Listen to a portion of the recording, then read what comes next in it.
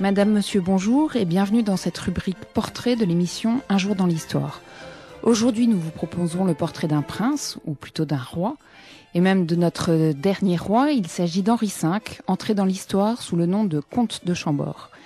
Le comte de Chambord, c'est bien sûr l'enfant du miracle, né en 1820, 7 mois après l'assassinat de son père, le duc de Berry. Mais le comte de Chambord, c'est aussi et surtout l'un des exils les plus longs du XIXe siècle. Un exil qui ne l'empêchait pas, bien au contraire, de se trouver au cœur des enjeux politiques de la France, et exil qui lui permit aussi de se préparer à son accession au trône, qui en 1873 apparut comme certaine, avant d'être ruiné par son attachement au drapeau blanc. Alors dès ce moment-là, le comte de Chambord devint l'homme rigide et intransigeant responsable du naufrage de la monarchie. Celui d'ailleurs que Charles Maurras qualifiait de prêtre et pape de la royauté plutôt que roi. Mais n'est-ce pas là une vision simpliste? En réalité, qui fut vraiment Henri V? Quelle fut sa raison d'être? C'est ce que nous allons voir dans cette émission aujourd'hui. Daniel de Montplaisir, bonjour. Bonjour. Merci d'être au micro de Canal Académie. Nous allons donc évoquer le comte de Chambord. Vous lui avez consacré une biographie parue aux éditions Perrin. Et je précise à nos auditeurs que vous êtes conseiller d'État et historien. Vous vous intéressez à la monarchie. Et titre d'ailleurs d'un de vos ouvrages paru au Cavalier Bleu dans la collection Idées reçues. Est-ce bien ça? C'est tout à fait ça. Revenons au comte de Chambord. Et j'ai envie de dire, on va presque commencer par la fin. Mais que reste-t-il du comte de Chambord et pourquoi lui avoir consacré une biographie? Alors, j'ai consacré une biographie au comte de Chambord pour plusieurs raisons. La première, c'est que jusqu'en 1932, il est mort en 1883, entre 1883 et 1932, il a été publié à peu près 70 biographies du comte de Chambord, ce qui fait qu'à l'époque, c'est le personnage de l'histoire sur lequel on avait le plus écrit, après, tenez-vous bien, Napoléon et Louis XIV. Voilà. Et devant Jeanne d'Arc. À partir de 1932, vous avez bien fait de citer Charles Maurras, le comte de Chambord disparaît de l'histoire, disparaît de la mémoire, parce que le royalisme français est à peu près complètement monopolisé par l'Action française et par Charles Maurras, qui considérait que les héritiers du trône de France étaient la famille d'Orléans, et non plus la famille de Bourbon aînée, qui s'était éteinte avec la mort du comte de Chambord.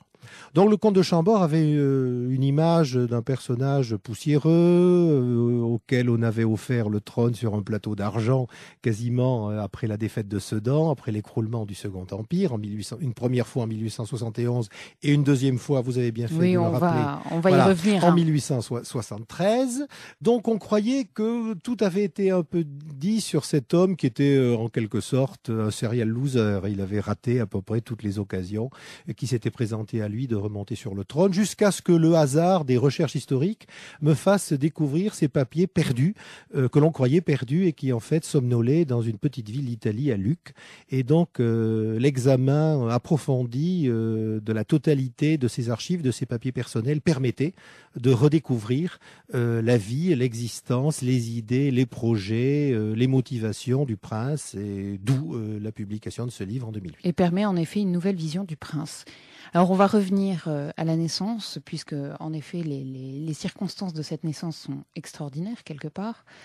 Il faut peut-être le resituer tout simplement, préciser qu'il était le petit-fils de Charles X, et donc le fils posthume du duc de Berry.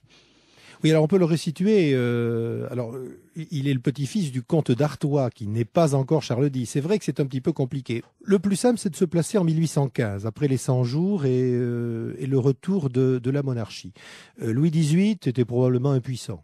Il était veuf et il n'avait pas d'enfant et il était trop âgé pour en faire.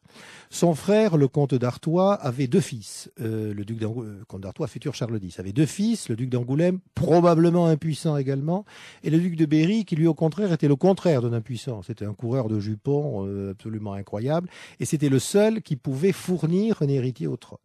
Donc en 1816, on le marie avec une Bourbon Sicile, qui devient donc la duchesse de Berry, qui fait plusieurs enfants morts-nés ou morts en bas âge, et puis qui fait une fille. Et là, l'angoisse commence à monter, puisqu'on est en 1818, 19, 1820, et il n'y a toujours pas d'héritier au trône. Et les Bourbons savent très bien que s'il n'y a pas d'héritier, d'enfants masculins qui puissent prendre l'héritage, la situation de l'avenir de la Restauration a remis en cause. Et en février 1820, le ciel retombe une nouvelle fois sur la tête des Bourbons. Le duc de Berry, seul en situation de pouvoir donner un héritier au trône, meurt assassiné, poignardé par un bonapartiste. Et là se déroule une scène d'anthologie, une scène à la Corneille, c'est-à-dire que le soir même de l'assassinat du duc de Berry dans le foyer de l'Opéra, au moment de son agonie, il révèle que sa femme, la duchesse de Berry, est enceinte, une nouvelle fois. Et de cette grossesse annoncée va s'ouvrir une période de suspense, si on peut dire, de 7 mois, parce que est-ce que la duchesse de Berry va accoucher d'un enfant viable, et surtout, est-ce qu'elle va accoucher d'un fils? Et le 29 septembre 1820, elle accouche d'un petit garçon prénommé Henri, qu'on appelle en effet l'enfant du miracle, parce que cette fois-ci, apparemment, la Providence, après avoir châtié les Bourbons, leur fait le bonheur de leur offrir un héritier. Mais comme vous le rappeliez à l'instant, le comte d'Artois n'est pas encore roi de France. Alors en 1820, le comte d'Artois n'est que le frère de Louis XVIII, avec lequel il s'entend plus ou moins bien, parce que Louis XVIII est un homme plutôt pragmatique, alors que le comte d'Artois, son frère, est un homme de principe, mais qui monte sur le trône 4 ans plus tard, en 1824. Et d'ailleurs, ça durera toute la vie de Charles X. Il se noue tout de suite entre la naissance de ce petit-fils et le grand-père, une de ces relations un petit peu particulières, très tendres entre grand-père et petit-fils, qui fait que, sans doute trop longtemps peut-être, Henri V va demeurer extrêmement fidèle à la mémoire de son grand-père et aux idées assez conservatrices de celui-ci. Alors finalement, donc en 1824, quand Charles X accède au trône, le comte de Chambord a 4 ans. Et quelle va être l'éducation qu'il va recevoir? Qui va l'élever, cet enfant? Alors d'abord, il porte le titre de duc de Bordeaux à ce moment-là. C'est un peu compliqué. Il a 3 noms, parce que en 1800, Louis XVIII, son grand-oncle, avait décidé que l'héritier du trône porterait le titre de duc de Bordeaux en honneur à la ville de France qui, la première, en 1814, s'était soulevée contre Napoléon. Il porte le prénom Henri, puisque la référence des Bourbons, c'est Henri IV. Et donc, quand il montera sur le trône, il sera Henri V. Et on tient beaucoup à ce que donc Henri V succède dans l'image populaire à Henri IV. Et à sa naissance, on lui offre en cadeau le château de Chambord, par une souscription nationale, mais il ne portera le titre de comte de Chambord que beaucoup plus tard en exil. Alors c'est une enfance princière tout à fait classique, extrêmement choyée, plus choyée que les autres, parce que s'il disparaît, c'est l'impasse. Il n'y aura pas d'autres héritiers du trône. Donc il est complètement adulé par son grand-père, adulé par la cour. Adulé par sa mère. Adulé par sa mère, bien entendu, mais qui veuve commence à vivre quand même une vie un petit peu indépendante, tout en étant extrêmement attentive et fidèle à l'éducation de son fils. Et dévouée à son fils. Et très, très, très dévouée à son fils. Elle le montrera après la Révolution de 1830, quand elle essaiera de soulever la Vendée pour ramener la couronne sur la tête de son fils, à qui Louis-Philippe l'aura volé. Voilà, parce que donc en 1830, la Révolution de juillet met fin au règne de Charles X. Et donc, c'est Louis-Philippe qui arrive au pouvoir, contre toute attente d'ailleurs des Bourbons. Alors là, que se passe-t-il pour le pour le duc de Bordeaux? Le duc de Bordeaux, qui a 10 ans. Qui a 10 ans à l'époque. Alors, il se passe 2 choses. Premièrement, sur le plan purement pratique, c'est le départ en exil, avec son grand-père, sa mère et son oncle, le duc d'Angoulême, qui, je le répète, n'avait pas eu d'enfant. Mais il se passe aussi, deuxièmement, quelque chose dans l'esprit et dans les mentalités. C'est-à-dire que à partir de août 1830 et le départ en exil, dans la tête de ce petit garçon de 10 ans s'inscrit une haine de l'usurpation, une haine de la Révolution et une haine de la famille d'Orléans, que lorsque j'ai pu faire ces recherches sur les pensées intimes du comte de Chambord, je me suis rendu compte que cette haine était beaucoup plus forte qu'on ne le croyait jusque-là. Mais là, il y a déjà quelque chose en 1830 qui est étonnant. Donc, le duc de Bordeaux a 10 ans. Et Charles X choisit d'abdiquer en la faveur de son petit-fils et non pas en faveur de son fils, donc le duc d'Angoulême, appelé par certains Louis XIX. C'est très étonnant, cette attitude. Ça pesera beaucoup dans l'avenir du duc de Bordeaux. Vous avez tout à fait raison de le rappeler, j'ai oublié de le dire. Le duc d'Angoulême a même été Louis XIX pendant 3/4 d'heure. Oui, c'est vrai.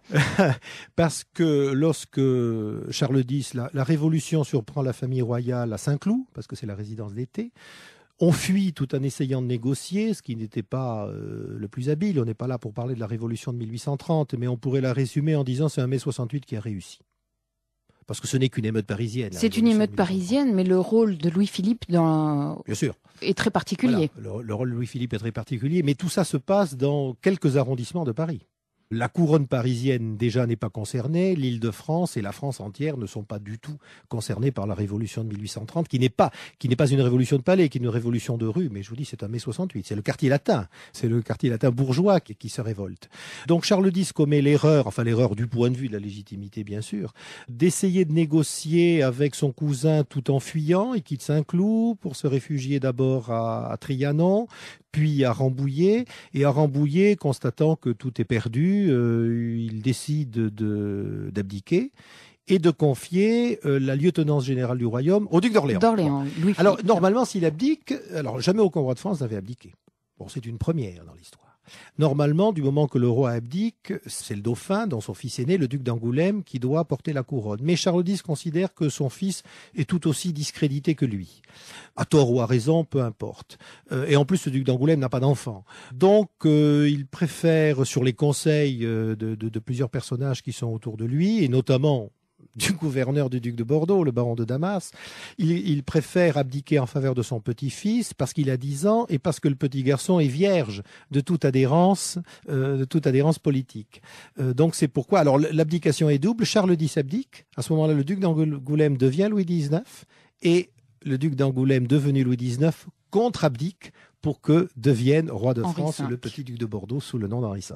Bon, finalement, tout ça ne débouchera sur rien. Dure quelques jours. Dure quelques jours. La famille royale part en exil.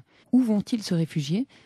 Alors, il se réfugie d'abord en Angleterre, parce que bon, d'abord on hésite. Le départ en exil a été quelque chose d'assez ubuesque d'ailleurs, puisque Charles X accepte de partir, mais il veut partir en roi. Alors, il met 3 semaines pour aller de Rambouillet jusqu'à Cherbourg. La famille part d'abord en Angleterre, puis en Écosse, et puis finalement dans l'Empire d'Autriche, puisque les Bourbons étaient très catholiques. Et donc, ils préféraient demander asile aux Habsbourg, qui étaient également des catholiques, qu'à l'Angleterre protestante. Alors là aussi, plusieurs résidences vont être trouvées avant qu'ils s'installent définitivement, ce qui restera le lieu d'exil du comte de Chambord, qui est Frotzdorf. Donc, Alors, Frotzdorf est acheté en 1845. Et devient la résidence du comte de Chambord. Donc il a 25 ans à ce moment-là, jusqu'à sa mort, qu'il ne quittera jamais. Il a également une résidence à Venise, le Palais Cavalli, sur le Grand Canal, qui existe toujours. C'est le casino de Venise aujourd'hui. Ce sont ses 2 principales résidences, mais la cour en exil a son siège à Frosdorf, en effet, qui est à 60 km au sud-ouest de Vienne, et le château existe toujours. Alors comment va s'organiser la vie de celui qui prend le nom à ce moment-là de comte de Chambord, et on peut expliquer pourquoi peut-être ? Alors voilà, en 1845 et 1846, il se passe 2 choses importantes. D'abord, il devient le chef de la Maison de France, Charles X étant mort en 1836 et le duc d'Angoulême étant mort en 1844. En 1845, il s'installe à Frosdorf. Il est le chef de la Maison de Bourbon puisque son oncle et son grand-père sont morts. Il se marie avec une princesse de Modène, Marie-Thérèse. Alors on va peut-être dire 2 mots de ce mariage parce que la vie du comte de Chambord apparaît comme une succession de... Le deuil est très présent, bizarrement, dans sa vie. Il perd souvent il vit entouré de morts, tout à fait. Il vit entouré de morts. Et après, la question de son mariage devrait être l'épisode joyeux d'un jeune homme. Il a 25 ans à peu près à l'époque, un peu moins. Et finalement, là aussi, le devoir et le dépit l'emportent sur son point de départ. Il tombe amoureux finalement de la sœur et il part dépit. Il tombe amoureux d'une princesse de Modène et il la demande en mariage. Et à ce moment-là, elle, la dite princesse de Modène, révèle à son père qu'elle s'est déjà engagée auprès d'un prince espagnol, Bourbon d'Espagne. Le hasard de l'histoire faisant qu'en 1883, à la mort du comte de Chambord, c'est le dit Bourbon d'Espagne, cousin très éloigné, qui va devenir, par les règles du sang, l'héritier du trône de France, alors qu'il n'en a strictement rien à faire. Et il lui a, en quelque sorte, fauché sa fiancée. Et un peu comme l'avait fait Mozart, il épouse la sœur. Il épouse la sœur, et la sœur est pourtant pas dotée de qualité, enfin, si, peut-être, mais physiquement, en tout cas, elle n'est pas connue pour sa grande beauté. Alors, la sœur, déjà, est un peu plus âgée. Elle a 2 ans de plus que lui et 3 ans de plus que sa cadette. Elle est moins jolie, elle est moins pétillante, elle a le visage déformé parce que lors de sa naissance, les fers, ont déformé son visage. C'est une personne un petit peu triste, extrêmement pieuse et qui très vite est atteinte de surdité. Et puis en plus, alors là... le drame du couple. Le drame, pas d'enfant. Pas d'enfant. Alors ça, est celui qui était impuissant, est elle, on n'en sait rien, on n'avait pas les moyens à l'époque de faire des analyses médicales. Et même dans son journal, vous notez qu'il n'en parle absolument jamais. Alors il n'en parle absolument jamais. Au début de son mariage, visiblement, ils essaient de faire des enfants, ils n'y arrivent pas, donc ils font des prières et des promesses à la Vierge Marie, en lui promettant que si un héritier leur est donné, ils construiront une chapelle à tel endroit. Ils font des pèlerinages réguliers à Mariazell, qui est le sanctuaire